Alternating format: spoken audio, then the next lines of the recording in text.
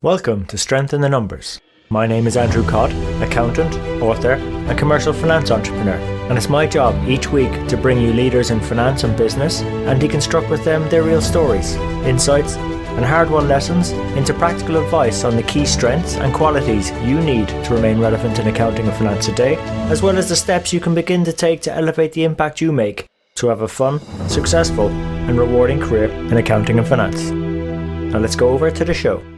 Hi everyone, and on today's show we have Jenny Okonkwo, and I really enjoyed having Jenny on the show because Jenny and myself used to work with each other many years ago, and in fact we actually used to sit next to each other sharing our thoughts and having conversations about how we could make accounting and finance better. And it's been a long overdue catch up, and we hadn't caught up for a while, but it didn't seem like that. Once we got talking, it just felt like it was only yesterday. Well, that would be a little unfair because in between, Jenny has been making an amazing contribution to our profession and positively impacting the careers of many other accountants and finance professionals in between.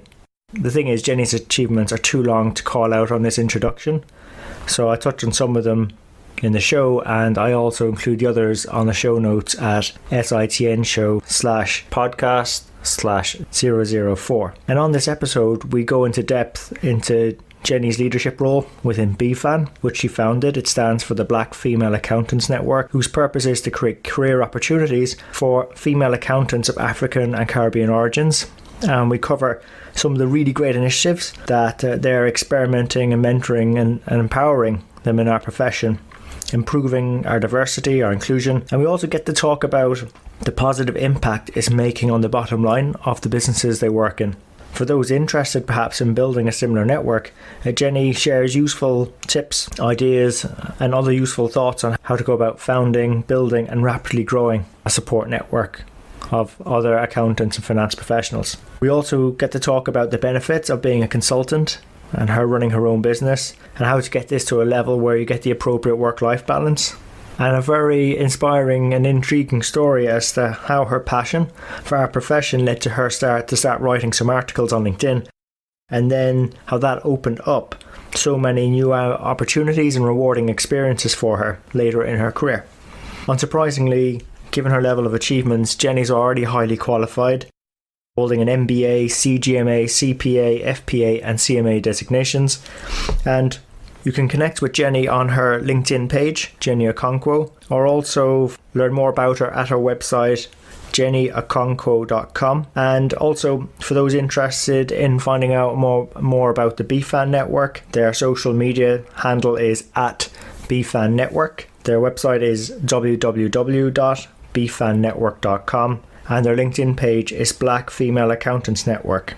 Links to all of these ways to connect with Jenny and her networks will be there in the show notes at sitnshow.com/004. So without further ado, let's go over to Jenny and the show.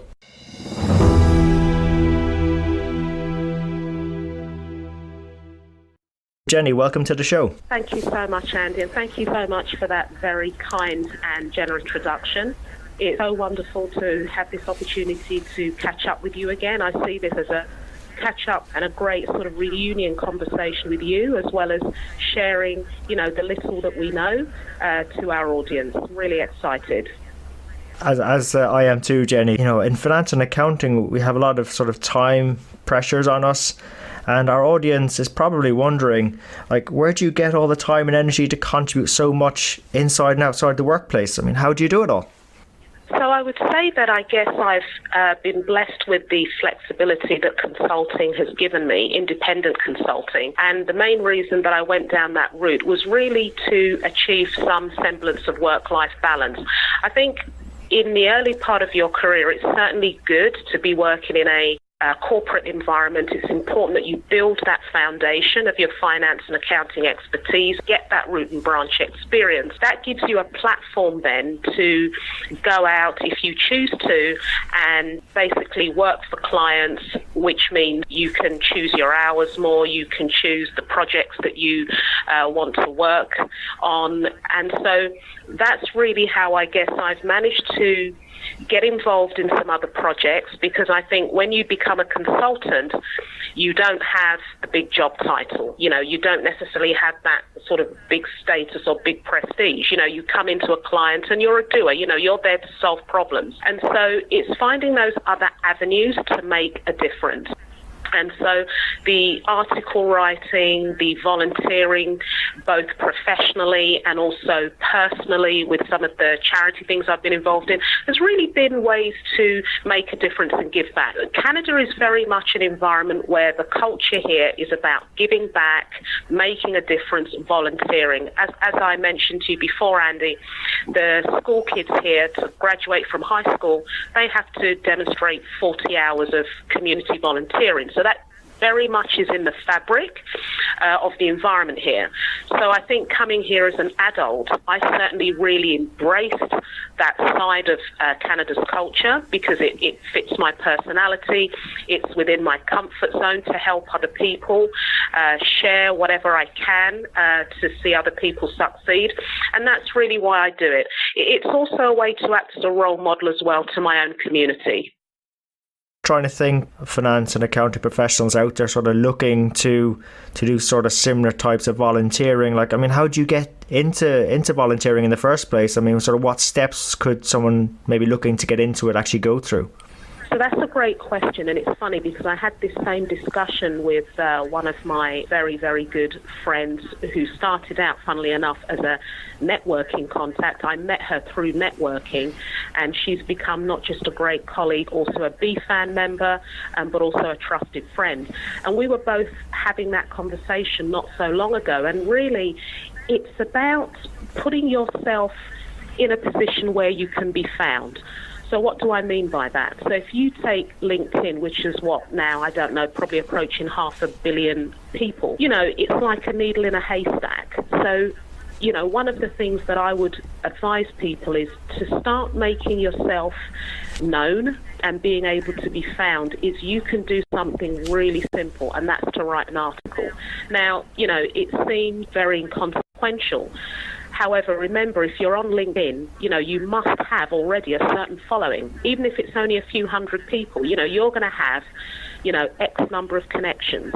So you start to build relationships with those connections. Well, how do you do that? Everyone's spread, all over the world. It's an online platform. So the easiest way to do it is to write something. And people always say to me, oh, Jenny, write about what? What am I going to write about? I can't write. So the advice I always give to people is write about what you know. So when I started writing, which was probably about 7 years ago, I was in the same exact situation. My goodness, I don't know if I can write. What am I going to write about? All that. And what I did was I thought, okay, what is my passion? Because I think that's the first thing. From a professional angle, because LinkedIn is a professional platform, what is my passion? And my passion is business partnering, decision support, working with the business. That's my passion. I started writing about those things. Now, as a result of that, I met somebody online. He was the former director of the FP&A practice at one of the associations where I volunteer every year. I go to the US and I do some pro bono work on their certification. And I thought, you know what? This guy had a newsletter. Let me just ask him if he'd be willing for me to submit an article. And I was quite nervous. I had only just started writing. And I asked this guy, I said, yes, sure, submit something. So I wrote this article, and it was just about budgeting and forecasting. Very straightforward article. Sent it over to him, and then literally sitting there thinking, my gosh, he's going to send it back with, edits, strike-throughs, really nervous. And he came back and said he didn't make one edit. He said, Jenny, this is great. It's going to go in our next FP&A newsletter. So that was a breakthrough moment. And then what happened as a result of me doing that was when that same organization, based out in the US, decided to launch an FP&A certification program, they reached out to their distribution list of all the people they knew. And who are those people? People who had contributed articles, people, I guess, through their own networks or maybe a member of that association in some way. So there was this discrete list that they went to first off. And so I got that invitation and was asked, would you be willing to contribute to your time as a subject matter expert to the FP&A certification that we are planning to launch, and not just during the development cycle, but also post-launch, because the way these things work is when you have a certification, you have to keep refreshing the bank of questions, refreshing the bank of content, so they are always going to need authors to come back. And I just jumped at the chance. And so I have now been involved with this organisation now for 5 years. I literally just got back from Minnesota a couple of months ago. I was out there to help with refreshing the bank of questions, authoring content, reviewing items, doing form review. And I love it because, FP&A is my absolute core competence. It's my passion in a professional sense. And so that ability and opportunity to give back to students, other finance and accounting professions through the sharing of that knowledge and thought leadership is just huge for me. Yeah. So that's really, I would say, how I would suggest people look to get into it by, start off writing about what you know. Don't worry about whether you think it's a great article, not a great article. Now, there are techniques you can use to check, like do peer review. Find somebody who you trust, you would respect their opinion, get them to peer review. Guys, I just wrote this. What do you think? And be receptive to the feedback. Embrace the feedback, because if it's someone who you maybe have worked with or you trust their opinion and their judgment and you respect their view, their feedback will be constructive. So you use that and you build on it to keep improving. Very good advice, actually, Jenny. I'm trying to think in terms of my own journey, fairly similar. You start writing articles, you get some very good feedback. You don't know who you're going to meet or connect with along the way, but sometimes the content of those articles actually connects with people, and they give you encouragement to go and do other things or go off in directions you might never have expected. I mean, following my writing, then people said, oh, you should write a book. So I wrote a book and, got onto a bestseller list. Then you sort of think, oh, well, have you considered doing a podcast? And I said, well, if I did one, who would listen? And it was like, when I sort of put the word out there, it's like, oh, we'd do that and we'd support you. We'd come on the show. We'd help you make it a success. And, it comes back to where you're starting from. If you come in with an open mind and completely transparent, like you want to help. I mean, the purpose of this podcast is to help people in accounting and finance have sort of fun, rewarding, meaningful and successful careers in our profession. So that's why we've got thought leaders like yourself on, Jenny, who can help provide such advice about giving back. But actually there's a lot of fun in that. And I guess you must, you have so many sort of leadership positions at the moment. Sort of which one would be exciting you most about what you've got going on at the moment? Sure. So first of all, Andy, I must congratulate you on the phenomenal success that you've had. It makes me very proud, actually, at a personal level, because, again, you're a former colleague and quite frankly, a friend as well. So, because the nature of the conversations we had about life, as well as the work. I certainly learned a lot from our working relationships, and I thank you for that, and I thank you for making that time. So, congratulations. I think that's huge. I'm certainly feel very, honoured and privileged to be within your professional circle, because here's the other thing, to kind of move forward. What I always say to people is align yourself with other successful people, because success breeds success.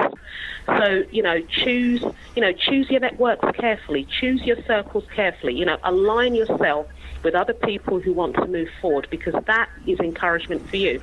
It's like what they say, isn't it? If you want to get fit, you ideally choose a gym buddy who's even fitter than you, because it gives you something to gives you something to work towards, right? Yeah. And I guess an interesting question about favourites. It's funny because each role does different things. So if I'm doing DECA judging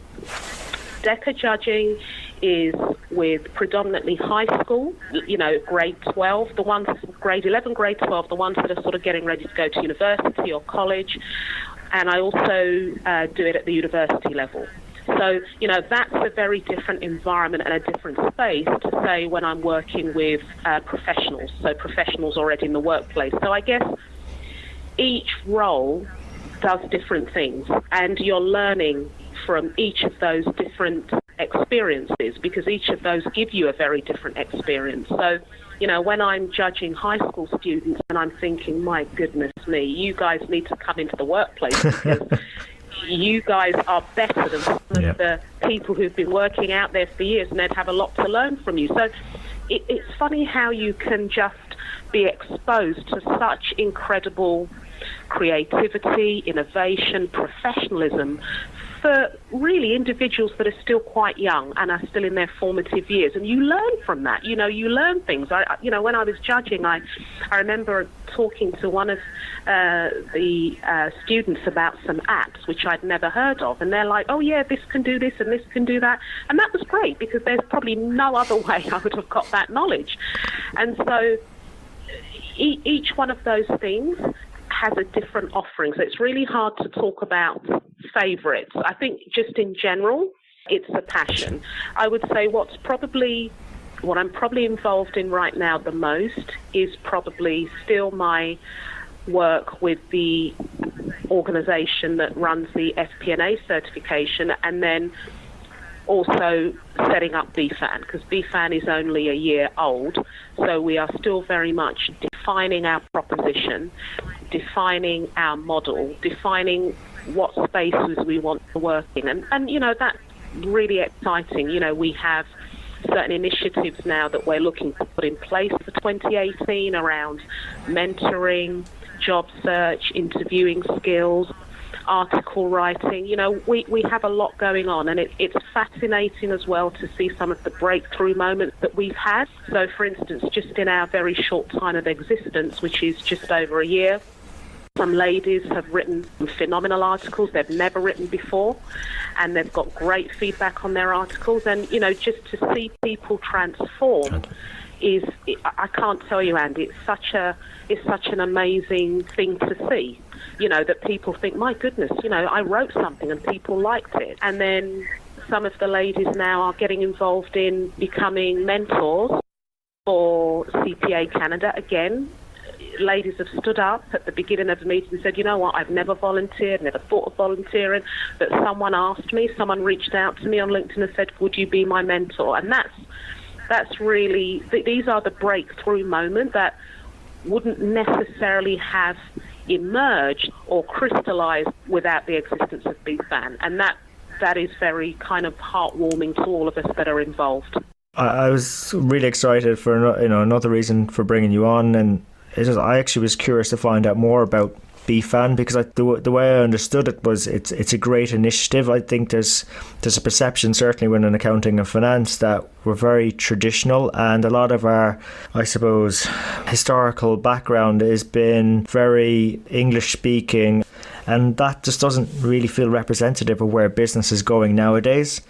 And I sort of feel, I look around the offices when I said, like, really, are we representative of the true sort of customer base, the people we're actually looking to serve, our organisations are looking to serve?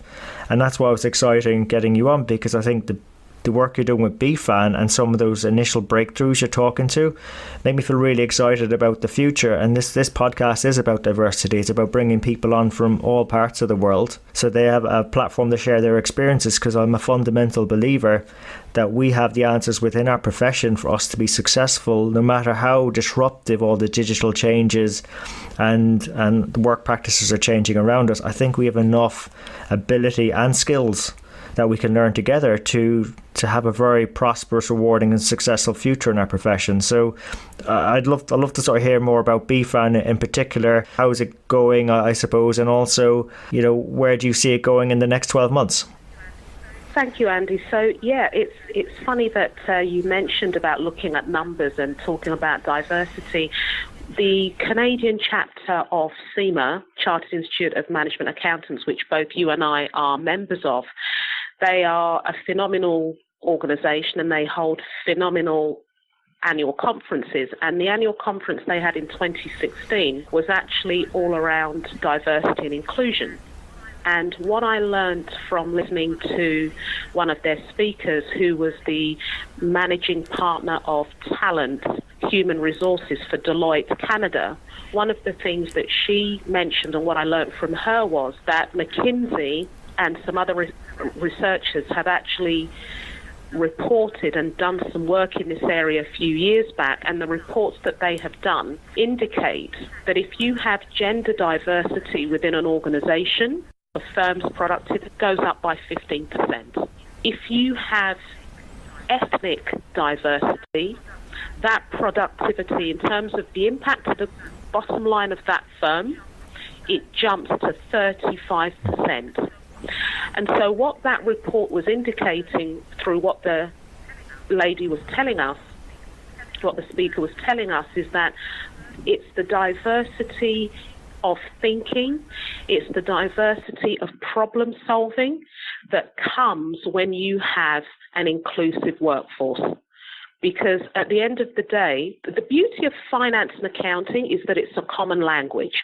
2 + 2 = 4, whether you're in Europe, Africa, Asia, Australia. 2 + 2 = 4. So we're blessed to have a profession where we have such a common language that a lot of these challenges, we are in a position for them to be overcome. And so that diversity piece is something that is gaining prominence, I think, all over the world, and particularly, I would say, in North America, because it's understanding that as the pattern of immigration changes, to embrace those attributes that these highly skilled professionals have when they come, to make that immediate contribution. Because at the end of the day, the way the immigration system works in Canada is if you come by a federal skilled worker, you're very much coming with years of experience. And so you're in a position where you don't even have to be trained. It's not like someone has to start training you on how to become an accountant. You, of course, need to get the Canadian designation. However, your work experience is something that would be of immense value to a number of companies. And so in terms of BFAN, what we are always trying to do is to help set our members up for success. And these things, the whole cycle of doing that is a process. So the first thing is we have to know each other, and that was how BFAN started, because basically BFAN started by the fact that I had been in Canada for 10 years, and I think I knew maybe 1 or 2 black female accountants. I just thought to myself, this is ridiculous, because we're not huge in numbers, in our workplaces, so you just don't come across. There was no forum to actually come across ourselves. That was the main thing. There was a gap, and so BFAN first and foremost was about having a conversation, forming an area, having a collective forum to first of all at least get to know each other and be aware of each other's existence. Because I think you can't move until you've had a conversation. It starts with communication. You're having this professional experience, or you reflect on something. Oh yeah, I also have that challenge, and here's how I dealt with it. That's where it starts. If that forum isn't there, then you can't even get off first base.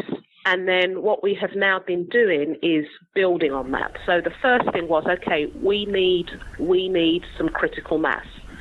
So we had our Goal 500 initiative, and that was a huge team effort. The ladies were going out, referring, BFAN, this is what we're about, here's the vision statement, here's the mission statement, here are our core values, check us out on YouTube, look at our videos. That tells you why we started, where we started, our nature and purpose. Check us out on Twitter, check us out on Instagram, Facebook, our LinkedIn page. So it was really an awareness creation exercise. And then we are faith-based. I believe that every time we've had a meeting, God has been in the room. Why do I say that? Because every time we have a meeting, Andy, there are new faces. And we are volunteer, self-funded. So it's not like we have external funding or any sponsorship. So, there's not a huge budget for, big adverts or big commercials or PR, purely word of mouth. And the interesting thing is, it has been growing at an amazing Fantastic. rate. So we had the Goal 500. Yeah, we had the Goal 500, which was June 30th deadline. We smashed that goal by around April awesome. of this year. We'd already gone past it. And then I think the clincher was when we got a phone call from CPA Canada saying, we're going to be writing an article on ethno-cultural accounting associations and networks. We'd like to invite you to feature. And that was again another breakthrough moment for us.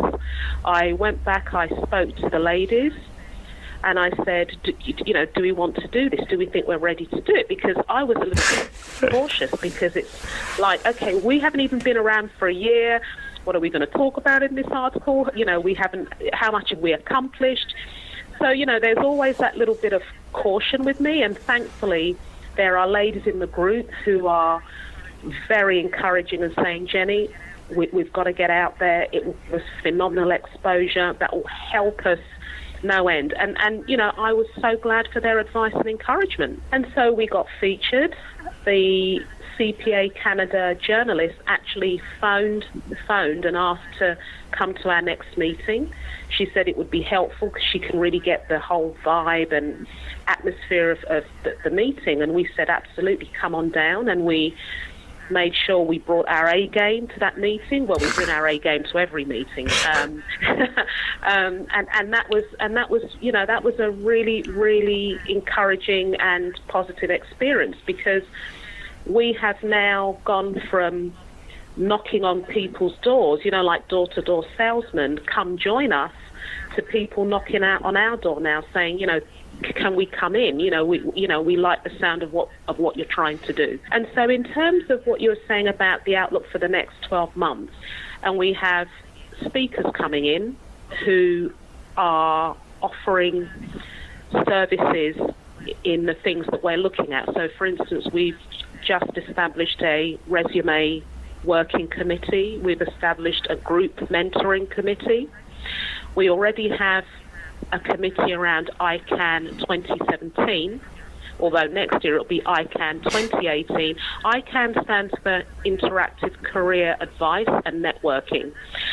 And that's an initiative that we started this year, where the groups of ladies go and visit various universities and colleges, predominantly focusing on student audiences of our demographic, to basically encourage them, describe, the life of an accountant, what it's like to be an accountant, orientate them around the process to get their CPA designation. And it's also a recruitment arm for us as well, because our network goes all the way from CFO VPs all the way through to university and college students.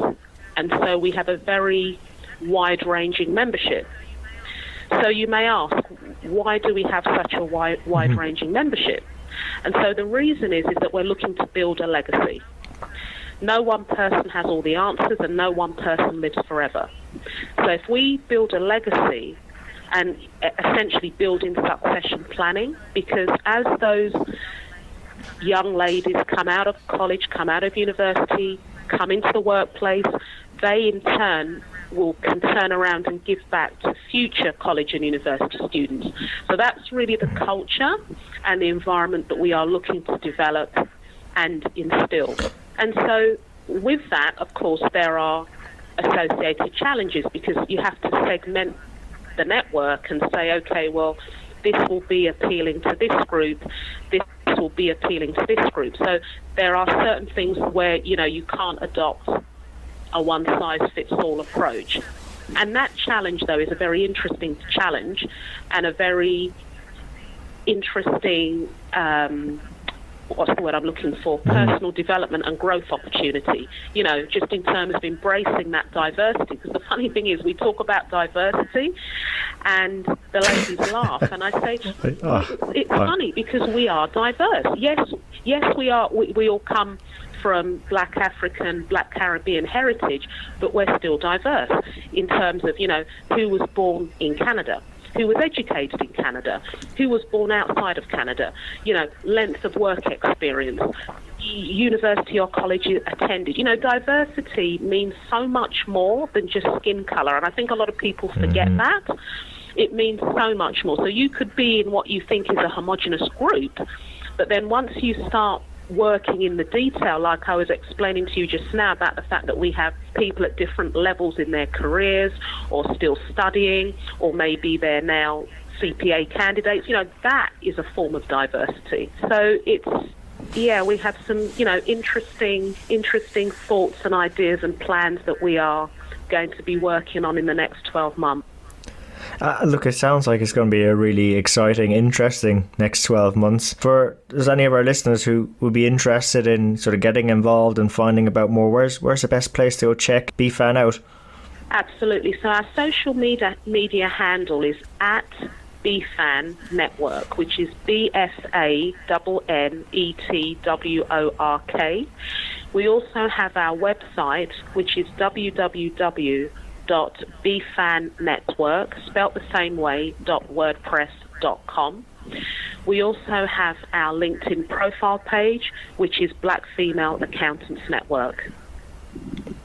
Fantastic, Jenny, and I will put those links in the show notes as well for any of our audience that want to follow up. So Jenny, thanks for taking the time to explain all of that. Sounds a really exciting initiative. Sounds like it's growing really fast, faster than your expectations.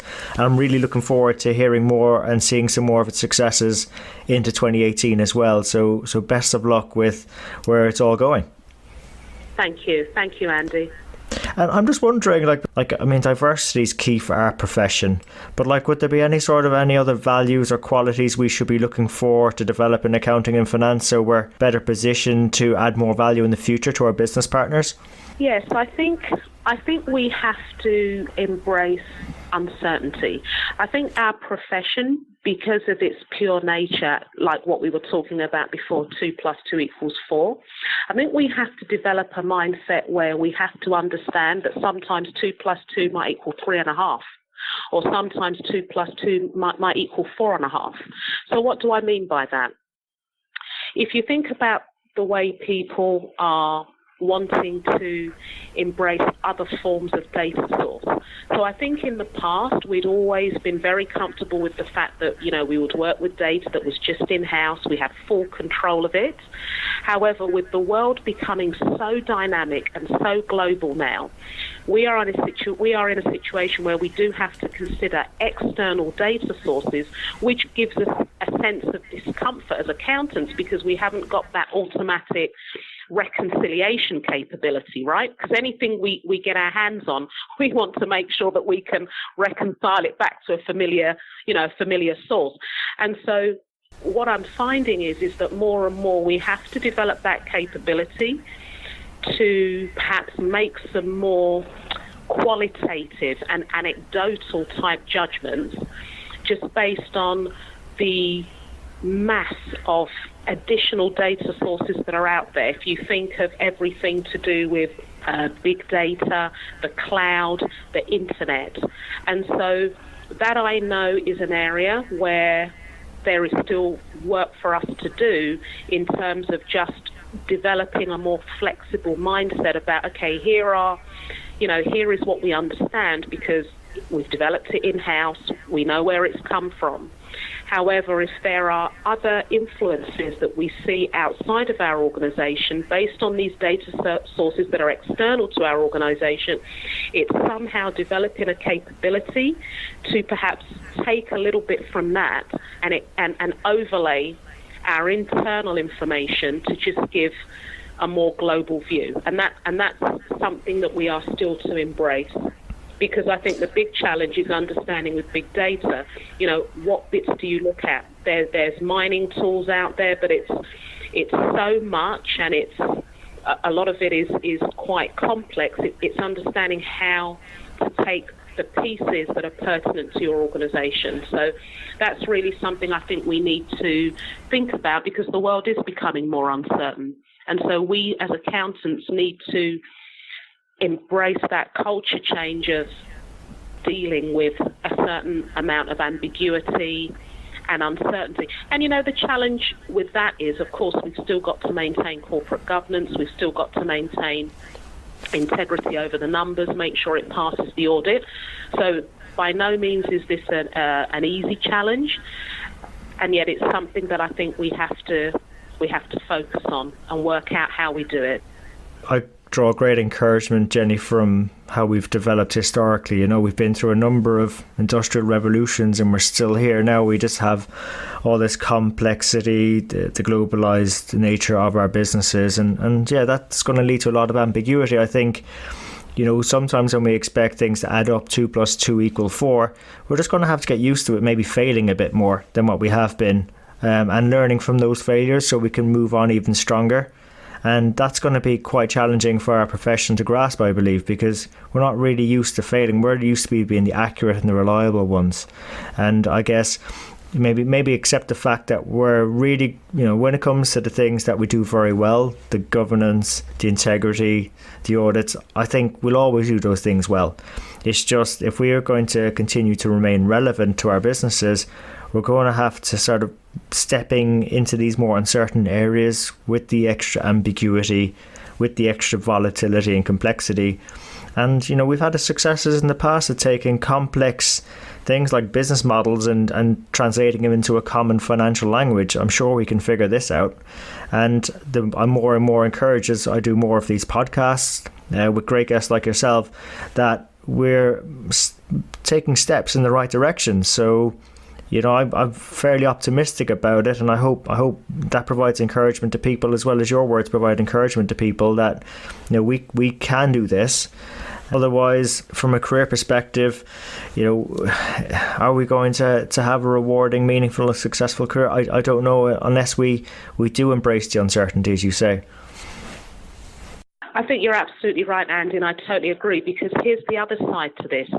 There is a trend towards other disciplines, other professions starting to take on some of the traditional accounting duties and tasks that we perhaps used to be involved in at the start of our careers. So what do I mean by that?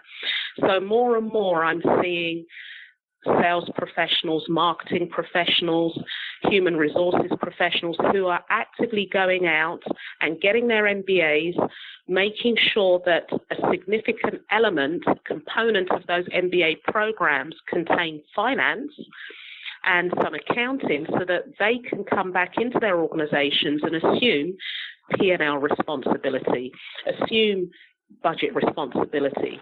So, you'll remember when we started out, a lot of those things were very centralized to finance and accounting. Not these days. You have operations and business colleagues who are managing their own P&Ls, managing their own budgets, putting together their own forecasting, being equipped with their own financial training, not in the same depth of ours, as of course, but enough to challenge the finance professional in a finance and accounting related conversation. So when you think about that, when you think about the way those roles are being transformed in the business based on this trend towards getting that training, we then need to be really clear as to what our position is and where we are going to end up. So to your point about having a successful and fulfilling finance and accounting career in the future, that will look very different to how it did, yesterday. Tomorrow it's going to look considerably different because of the way the business is changing, the way the business are taking on these types of responsibilities. The area of opportunity for us, as you rightly said, is to be able to work with that uncertainty, work with the ambiguous data, help to overlay and get those, business support decisions, get that narrative from these external data sources, because that's where our value is going to come. Our value tomorrow as accountants won't come from the fact that we know how to put a budget together or that we know how to manage a P&L, because the business now is already doing that. They're doing that themselves. So it's for us to understand what our role tomorrow is going to look like and carve out those opportunities to make sure we get there. Actually, in my mind, this is just us demonstrating true leadership. True leadership is about making yourself obsolete by helping those around you reach their potential or improving their potential or removing distractions to reach their potential. So by making ourselves obsolete, I'm not saying putting ourselves out of jobs. It's just forcing us to raise our game even more, to figure out how to even add more value so that we can move to the next level and raise our game, raise our A game, for instance. So I think I couldn't add actually any more to the list you gave in terms of how we sort of need to take steps in this direction. But what I say is, like, maybe the overall theme there is making ourselves obsolete so we can raise our own games. You know, in terms of initial evidence of the business doing those activities themselves, they seem to be doing them fine. They don't need us to do them. So why would we do something that someone else is already doing? Why not move into the higher value areas? And you gave some great ideas there, Jenny, so thank you for that. You're welcome. Exactly. And I think that the last point I would mention on that, like as a third dimension, is again all the offshoring and the outsourcing. A lot of those traditional finance and accounting functions, again, are being globalized, they're being offshored, they're being put into shared service centers. So again, that's the third dimension of change and pressure on the accountant's role. I mean, we see all the time the articles about, hey, hang on, the robots are coming. You know, again, the whole thing with automation. So these 3 or 4 factors are all bearing down a downward pressure for the accountant's role to adapt, change and transform. Couldn't agree more. So Jenny, just got to ask a couple more questions. If you were sort of looking back at your younger self, not saying that you're old in any way, but say your 20-year-old self, or when you were just starting out at a career in accounting and finance, sort of what advice would you have given yourself? I think it's funny because the world has changed so much in that time. So if I was looking back now, but in the world that we are today, I would say to a 20-year-old right now, and I'm kind of doing that all the time through BFAN with the college and university students, is very much embrace social media in the right way, in a constructive way. Embrace it in a way to develop your personal brand. It's never too early to start developing your personal brand. So that would be the advice I would give for 20-year-olds right now in today's digital age. And you do that through the article writing, some thought leadership, commenting on other people's articles, giving an opinion. Maybe you've read something, write an opinion article about something that you've read. You know, overlay your own experiences to it. Those are the things that I think I would probably advise, because here's the thing, it's no longer enough to be just an accountant. You have to be able to be a much more rounded person. Your communication skills have got to be top-notch. Your report writing skills have got to be top-notch. Your presentation, your public speaking skills, all of those things now are so prevalent in today's world, because at the end of the day, you have to find things that make you a standout candidate. So if you have written, if you've spoken, if you've presented, if you have volunteered in a professional capacity, all of these things are opportunities for you to start building your career, building your platform, building your personal brand to become a standout candidate in today's very, very competitive marketplace, because it's global now. You're not just competing with your classmates in your university or college. You know, if someone from another part of the world has the credentials, they've got equal opportunity of getting that job. It'll just be the case of them getting a visa. That's it. So that's probably what I would say. I find it very encouraging advice, Jenny, from a couple of perspectives. One, look, our accounting bodies and institutes are always going to give us solid groundings in the numbers. We're always going to have those strengths in the numbers. That will not go away. But the additional items you mentioned, such as presentation skills and making comments on social media or offering an opinion or building a personal brand, guess what? They're not inbuilt talents or abilities. They're all skills that can be learned. And it's just going to be learned by taking grasp of the opportunities you mentioned that are going to come your way. But the fact is actually taking a step to move out there. And what's really exciting me is, I remember learning about cultural stereotypes, and some of us are a bit more reserved than others. It's going to be interesting to see with the generation coming along, are they going to continue with those cultural stereotypes being reserved, or are they going to engage? Are they going to step out there? Because it's the ones that engage and collaborate with others, I believe, are the ones that are going to be leading our profession in the future. And again, all you need to do is take the first step. And you gave some fantastic steps there, Jenny. So thanks again for sharing your thoughts. You're welcome. You're welcome, Andy. It's been a long overdue catch up that we should do these more often. It's been an absolute pleasure talking to you. I think our audience has got tremendous value from the insights you've provided to, in effect, build towards more rewarding and successful careers in finance and accounting. If any of our listeners should wish to find out more about you or connect with you, where's the best place to find you at? So I'm on LinkedIn. I'm very active on LinkedIn. That's my online Rolodex. So they're free to send me a connection invite. I would love to keep expanding my network, and I'd be more than happy to connect with them.